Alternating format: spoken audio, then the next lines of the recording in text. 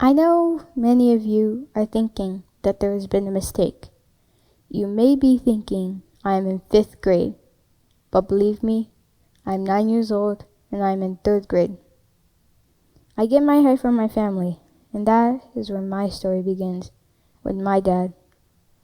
When my dad was 7 years old, 2 years younger than I am now, his village was attacked by the Sudanese government. The girls were kidnapped. The boys were forced to become part of the military and to come back and kill their own people. My dad was one of the lucky ones.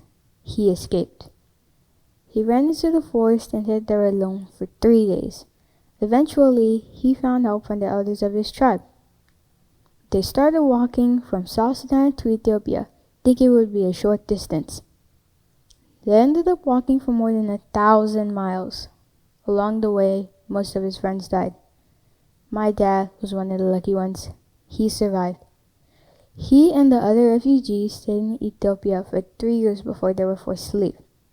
At one point, they were forced at gunpoint into a crocodile-infested river. Many people drowned in the river, and some were eaten by the crocodiles. The few that survived started walking back to South Sudan and again to Kenya. My dad was one of the lucky ones. He made it to the Kakuma refugee camp. The children who made it to the camp became known to the world as the Lost Boys and Girls of Sudan. You might know their story from the book A Long Walk to Water by Linda Sue Park. My dad's life in Africa was very different than the life I'm living now. Some days, my teacher makes us run on the track to get exercise. When the kids complain about running a lap, I think about my dad and his 1,000-mile journey. I am the lucky one. When I get to school, I can have breakfast if I want it. When I come to my classroom, I can choose a hot lunch or a cold lunch. Kids eat snacks during recess.